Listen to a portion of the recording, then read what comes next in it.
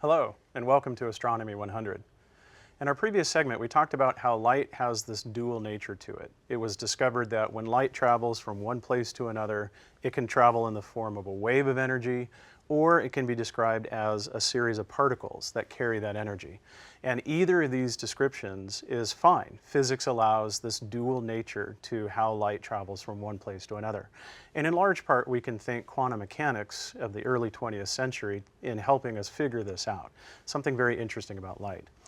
But what's really critical is to understand that it is not the hybrid of both concepts. So let me show you what I mean by going to a picture here. It's perfectly fine to think of the light coming out of this flashlight as a wave of energy that comes out of the flashlight going off in the distance. And the speed of this wave, if you recall from a previous segment, is the speed of light, which would be 186,000 miles per second.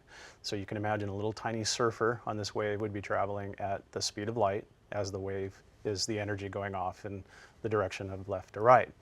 It is also perfectly acceptable to think of it as this flashlight is essentially letting its light go from the source off into the distance as being carried as if it were a particle of energy. So you think of each of these little dots is a packet of energy that is the light itself that is going off from left to right. And so the total light that is coming from this flashlight would be the combination of all these little packets of energy.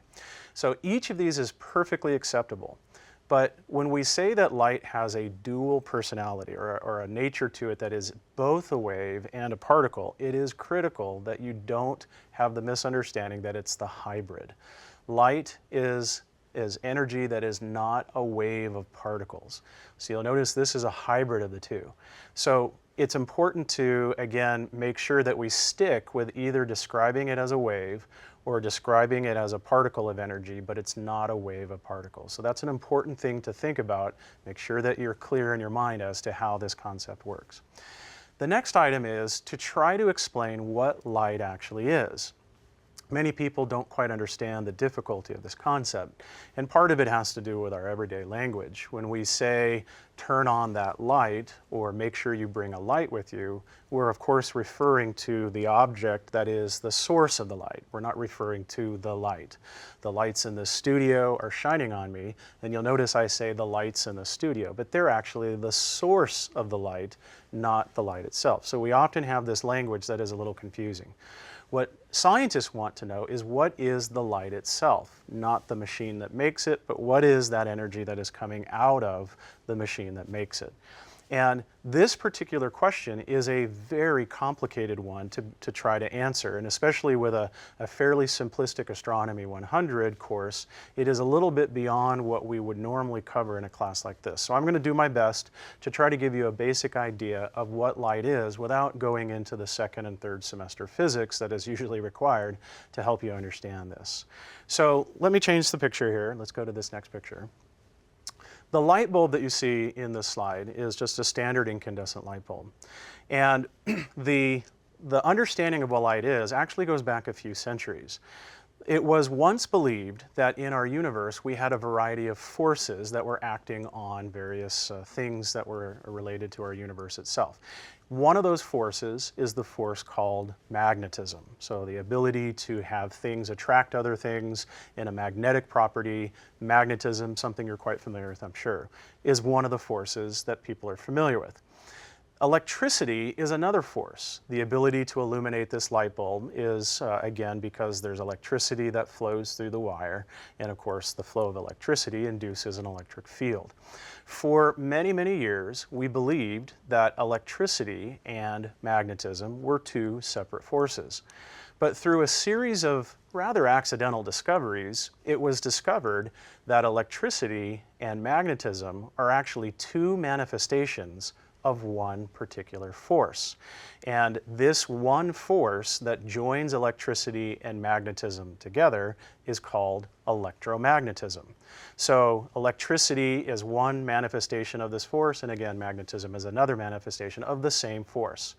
When we pass electricity through the wire, the electricity goes through the filament, and you'll notice in this picture, the filament itself is the source of light. There's no light coming from there, no light coming from there, no light coming from there. It's just the filament that is the source of the light. When electricity passes through the filament, what happens is the atoms that make up the metal in the filament become excited in a way that they start to produce electromagnetic energy. And this electromagnetic energy is energy that will go off into the universe. So let's imagine we could take the cover off the light bulb. So you'll notice now we just have the filament and the wire posts. We don't have the cover. What happens is as the electricity gets the atoms to become excited, as the electricity crosses the filament, these atoms start to create electromagnetic energy that goes off in all directions.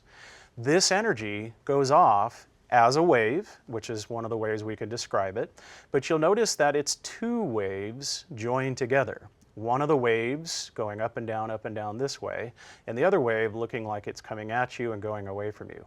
One of the waves is an electric wave, the other wave is a magnetic wave, and the joining of the two is electromagnetic energy. This electromagnetic energy, when it goes from the source off into the universe, travels at 186,282 miles per second, which, if you recall, is the speed of light. So light is actually electromagnetic energy that goes from the source off into the universe, and we simply call it electromagnetic radiation. So electromagnetic radiation is the true and proper phrase to describe what you and I simply say is light, just to be convenient in our everyday lives. So L-I-G-H-T, light, is a little bit of slang. It's really just not quite an appropriate term, because what we will find out as we go through this material further is there are many different types of light that you can't see with your eyes. Most people are familiar, of course, with the light that you see with your eyes, but a few examples are, if you flip on the radio in your car, you're listening to music. That music was sent to your car through what we call radio waves, but radio waves are light. It's just light of a different type, but it is light, so it is still electromagnetic radiation. So electromagnetic radiation is really a phrase that catches all forms of light. If you're at the dentist and they're taking photographs of your teeth, you might say, I just had an x-ray of my teeth, but the way that they took that picture was they sent light through your teeth that was exposed onto a piece of film. You can't see that light, but it is still light. It was just X-ray light. So when physicists say electromagnetic radiation, it's more of a correct term that encompasses all versions of light that we would otherwise call different things. Electromagnetic energy that radiates from one place to another is electromagnetic radiation. Admittedly, it is a mouthful.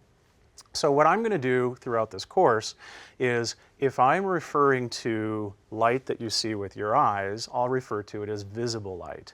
You might hear me say radio light, you may hear me say X-ray light, you may hear me say ultraviolet light. But again, just the term light is a little bit vague, and so in physics we tend to try to be a little bit more specific. But it all falls under this family of energy that we call electromagnetic radiation. So the first thing we're going to do is describe light in the form of a wave. And by doing so, we can gain some insight. So let's go forward with that. If we describe light as a wave, then it has properties to it that, of course, can be described. And so the key concepts we're going to cover in this particular section is, how do we describe the properties of light if it's behaving as a wave? In other words, what are the properties of waves? The second thing we're going to include is, how do we attach numbers to those properties? And in science, we call that quantifying. An example is, a property might be somebody's height, the quantity might be 6'2". So we want to quantify these measurable properties. So let's move forward with that. To start with, we have a very generic wave here. A wave, by definition, is just a series of peaks and valleys. And you'll notice it's a repetitive series of peaks and valleys that go over and over and over again. Every wave has a direction that the wave moves and a speed that the wave moves. When it comes to light, what's very interesting about the nature of light is all waves of light, of whatever the type of light it is, has only one speed. So all light in our universe travels at one speed and one speed only, and that is, of course, the speed of light, 186,282 miles per second. So all light has only one speed. And the reason why I mention this is because waves in nature that aren't light can have different speeds. Water waves travel at a speed, sound waves travel at a different speed, and even sound waves can travel at different speeds depending upon where you are, close to the surface of the earth or high above it. Light has one rule. It all travels in the form of a wave with one and only one speed. In addition to that, it's something that all forms of light are going to share, and it has some important physical consequences that go with that. So keep that in mind. All light in the form of a wave would be a wave traveling at one allowed speed and one speed only. The next thing about light is, if we describe it as a wave, we want to be able to not only describe its movement from one place to another, but we want to refer to what is called its wavelength. Now, wavelength, by definition, is just simply the distance between one peak and the next peak. And you can see the definition on the screen here. It's the distance between two successive peaks, peak to peak, or two successive valleys. So we're measuring the wavelength when we measure that to that, or we can measure from that to that. In astronomy, we use a very bizarre unit of measure that is actually a holdover to some of the more historical sides of the discoveries in astronomy, and it's a unit called the angstrom. And you notice the spelling is a little strange. The name is actually somebody's last name, and it has this little circle at the top, a little halo to the A, if you will. So one single angstrom is a unit of distance. It's very much like an inch or like a foot or like a mile. It's a measure of distance. But in this case, one single angstrom is a very tiny unit of distance, where one angstrom is 1/10,000,000th of a meter. And to give you a sense of scale, something that's 1 angstrom in size, or 1/10,000,000th of a meter in size, would be much, much smaller than the width of a human hair. It's about the size of the nucleus of an atom, very, very small distance.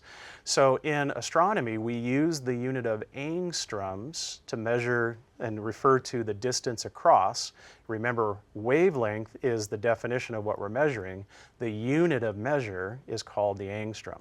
And since I have it on the screen, I want to also introduce the symbol. So you'll notice this weird looking symbol for the word wavelength, and this is actually the Greek letter lambda. We're going to start to introduce symbols to replace words. Lambda is the symbol for wavelength. Wavelength is the distance from peak to peak, and we measure it in increments called angstroms, and the symbol for angstrom is the capital A with the circle on the top. And again, 1 angstrom is 1/10,000,000th of a meter. Now, what I'm going to do in the next segment is tell you a little bit about how the wavelength of light determines how you see things in the universe and how we perceive light. There are still a few other parts of light that we have to measure and quantify, and we'll get to those, but we're running short of time this time. I hope you'll join me for the next one.